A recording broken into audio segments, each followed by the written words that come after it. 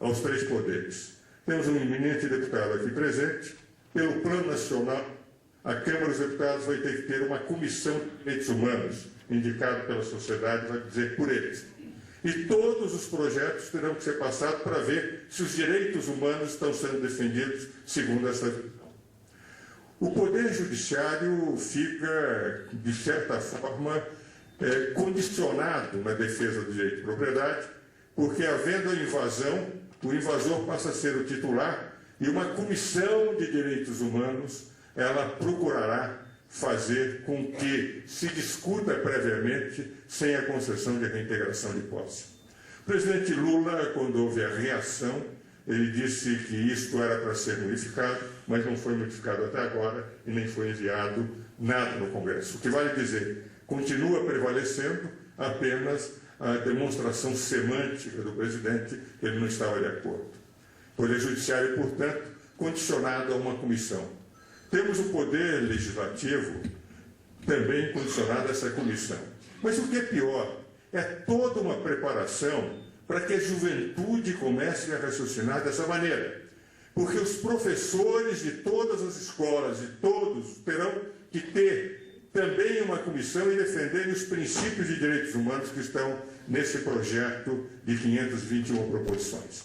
Vale dizer, o professor que não apoiar, evidentemente, ele estará com a sua carreira absolutamente prejudicada, porque a comissão estará denunciando aquele professor que não estaria defendendo os direitos humanos, vale dizer, o direito de um pequeno grupo que diria o que é certo e o que é errado pelo Brasil, independente de mandato popular. Para que os senhores tenham noção da gravidade que isso representa, e que é tipicamente o que aconteceu na Rússia, no sentido de que eles não permitiam que os jovens pudessem ter outro entendimento da cultura e de tudo, senão através da visão do partido. Quando eles falam em comissão de direitos humanos, é a comissão deles.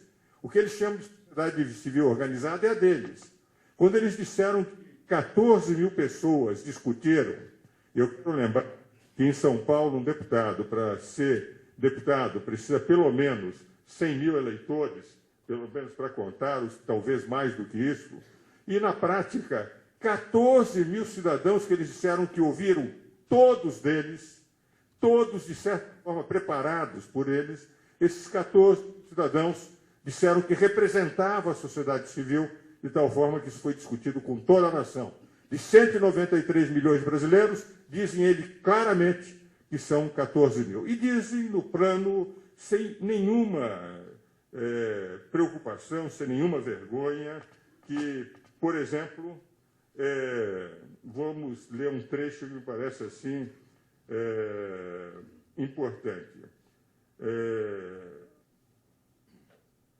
Dizem, há um trecho que fazem referência a de que tudo que foi feito nos governos anteriores foi de neoliberalismo e que, por esta razão, teria que se ter de novo o fortalecimento do Estado com esses elementos. Depois eu localizarei aqui, na medida em que eu assinalei, mas esqueci de colocar a página referente. Um minutinho, acho que encontrei. Diz o seguinte, que esse plano é uma resistência a todas as orientações do neoliberalismo, da flexibilização dos direitos sociais, das privatizações, do dogmatismo do mercado e o enfraquecimento do Estado. Nitidamente, eles mesmos confessam que estão pretendendo um plano de fortalecimento. Mais do que isso, sabendo que a sociedade, se eles controlam a educação, minimizam a força do judiciário, minimizam a força do poder legislativo, passam a controlar a imprensa e as artes. Quando eles disseram que o presidente Lula pediu que não haveria censura à imprensa, não é verdade.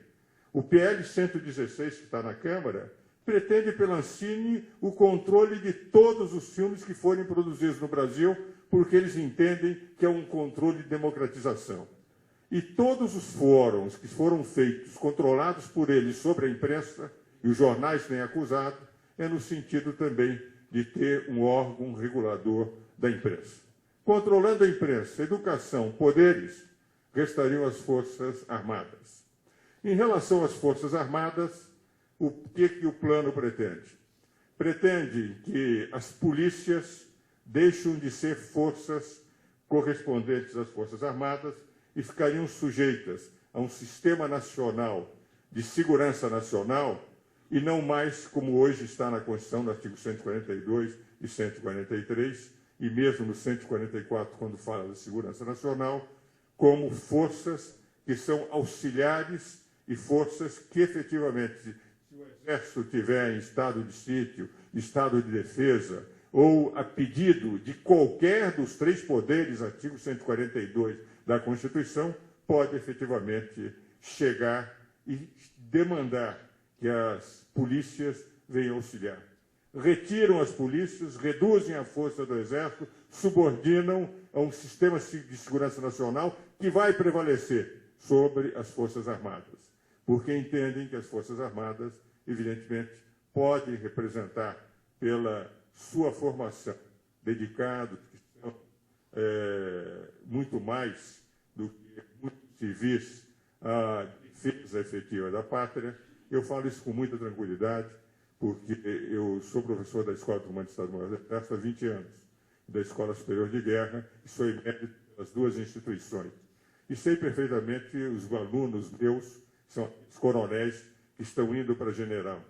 E sei perfeitamente o idealismo daquelas cidadãos que assistem aquele ano inteiro de formação sobre todos os problemas nacionais, que é um curso especial de coronéis e que existe na Escola Naval de Guerra e também na Escola da Aeronáutica para aqueles que vão para 2 estrelas, 3 estrelas e 4 estrelas. Ora, reduzindo as Forças Armadas, controlando a imprensa, controlando a educação, reduzindo os poderes e tirando o direito de propriedade, porque, evidentemente, se uma comissão de direitos vai dizer se o juiz poderá ou não conceder a reintegração de posse, nós estamos com 521 proposições, não de direitos humanos, mas de implantação de um plano indiscutivelmente extremamente semelhante àquele que aconteceu na Venezuela, no Equador e na Bolívia, tendo como os seus formatadores as pessoas que todos nós conhecemos, são amigos pessoais e alimentam, acalantam esses aprendizes de ditadores que são aqueles que comandam os nossos vizinhos.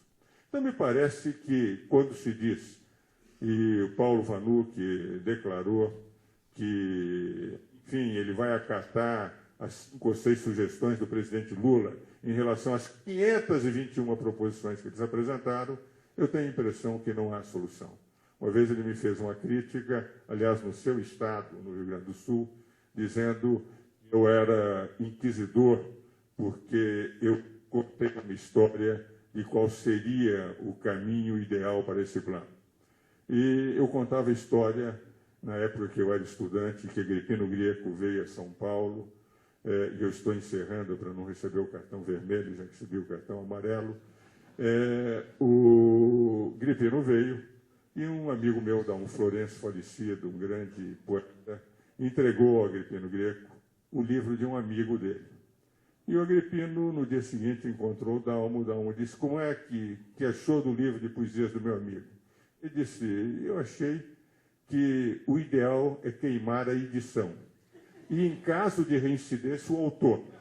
Então, eu disse, eu não vou a tanto, eu prefiro que se queime essa edição sem necessidade de ter que queimar os autores. E me parece que não há nada a salvar-se nesse plano. Era o que eu tinha a dizer.